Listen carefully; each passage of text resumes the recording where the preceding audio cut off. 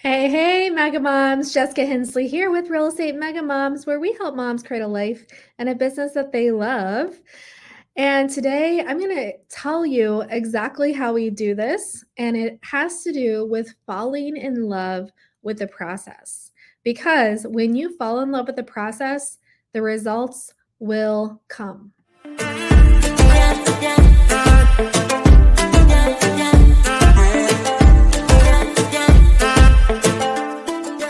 I just came back from a real estate conference in LA. We went to FubCon. It was amazing and I had such a great time. I think there was like 1,100 or 1,200 people there. Some of the best speakers and agents were there. Some of my favorites, there was Tom Ferry, there was John Cheplack, Renee Funk, which was somebody I had never heard of, but I was like, wow, she's amazing. She talked about exactly what to say. There were so many good ones. It would be hard for me to remember everyone's name, but my biggest takeaway from the conference was this thought, which is if you are consistent and you are falling in love with the process, you have a very defined, clear process, and you're faithful to it, you show up daily with your process, you will have results. There's no ifs, ands, or buts about it. You are going to have results. So, what do I mean falling in love with the process as real estate agents? What I mean is falling in love with helping our clients buy and sell. And I know that this sounds elementary or like, okay, you're not giving me anything new, Jessica, but hear me out. I believe that especially if you've been in the business for a little while, that you have probably felt a little bit removed from the process. Maybe, once you go through a transaction. So for me, I sell over 100 houses every year. And over the course of my 20 years in business, I've probably helped with 1,000 transactions.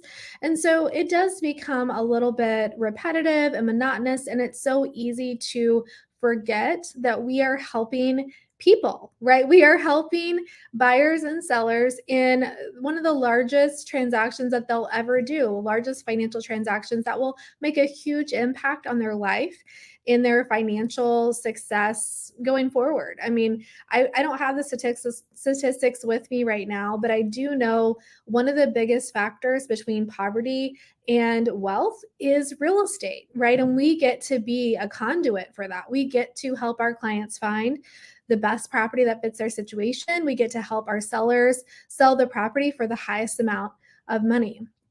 So I want to challenge you to think about that a little bit more and just kind of ground yourself in the fact that you are there to help and advise. That is your primary role as a realtor. And when we remember this, we go back to the relationship aspect. And so if you will refine your skill as a buyer's agent, seller's agent, and you provide excellent service, you have done market research, you have looked at the strategies that are going to best serve your client, you are going to have repeat and referral business. I believe that there was a lot of flash in the pan agents in the last 4 years, probably, especially since 2020, because a lot of people think that this business is easy. And they may have found it to be easy. Maybe in the beginning, they found like, okay, I just let people know I'm in real estate and then they'll start using me. And it didn't require a ton of skill, right? Houses sold easily. Everybody wanted to buy because the interest rates were low.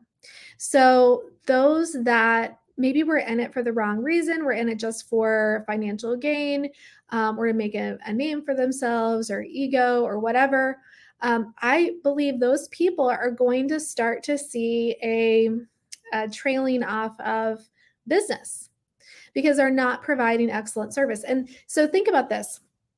I teach a lot about building a team. And that's something I'm very passionate about. I believe that you should have a team. Once you have enough transactions, I'd say 2 to 3 a month, it probably merits you beginning to start the team process.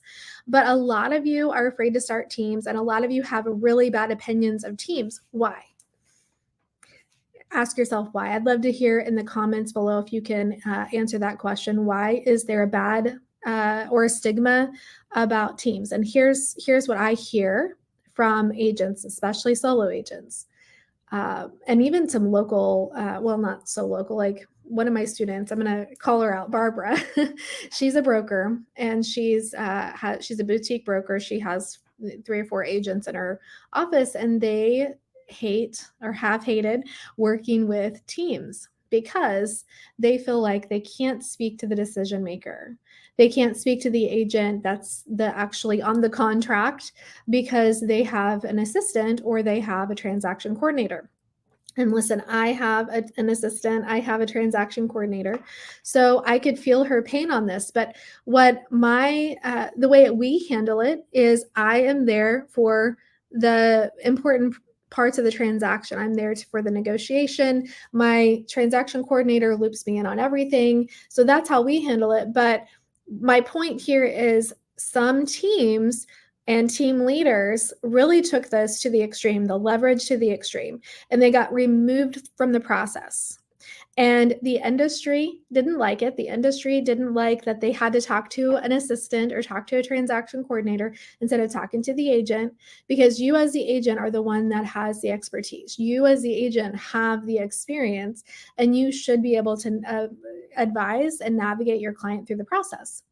And kind of shameless plug, you can do that and have leverage and be a micro team, and that's what I teach.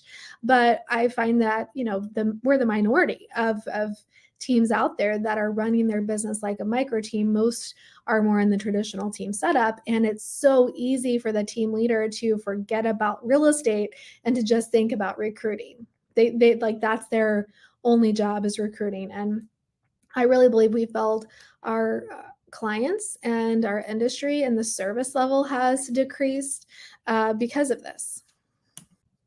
Some other ways that people are kind of removing themselves from the transaction is really leaning into the shiny objects and getting distracted with all of the automation that's provided, instead of using automation to enhance what we do. It's like we use automation to replace what we do, and that's not what we want and not what the consumer wants or needs.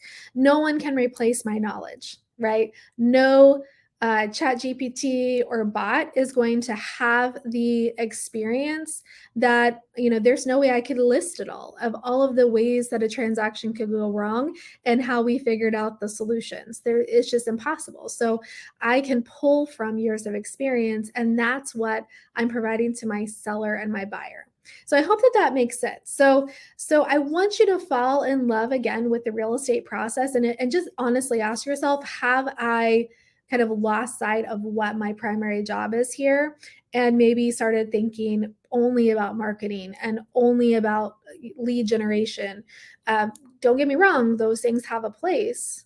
They definitely have a place, but I believe that if you provide excellent service, you will see repeat and referral business from those clients. I mean, it's just how it's going to go.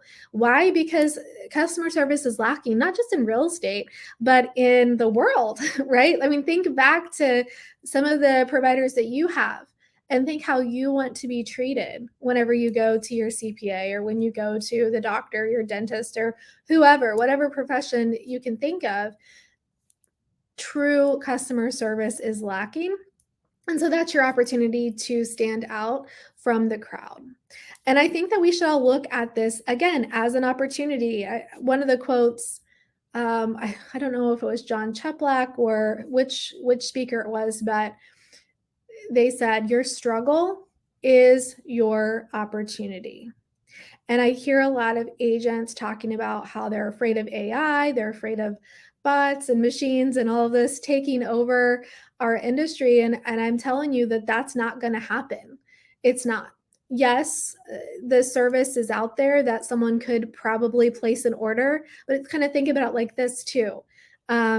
You can go through the drive-through or you can heat up a meal in the microwave, but do you still want to experience the sit-down restaurant with the chef prepared meal? Like, there's still a need for that. And there are going to be clients that recognize that value and will always come back to us. as long as we keep that customer service level up and we show them, why we're valuable. We need to educate our clients. They don't know what they don't know.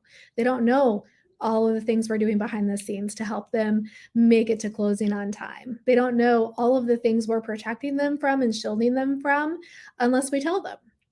So go back to the service, go back to falling in love with the process of really knowing your market, of marketing your listings, having a process that you take your buyer through, having a process that you take your seller through. Fall in love with the process and the results will come. Now, marketing does play a role in this. And so don't misunderstand. I'm not saying you shouldn't focus on marketing, you shouldn't focus on lead generation. You definitely should. But don't automate it so much. Don't pull like all of your content from ChatGPT and just plug and play and expect to have results. You have to show up in your marketing. You have to show up in your business. Otherwise, you're one of many, right? You're going to blend in with the crowd and you're going to sound like everyone else out there. You have to have your voice and own your voice. What is the differentiator that you're bringing to the table when someone's going to hire you to be their buyer's agent or their seller's agent? What are you bringing to the table? Why should they choose you?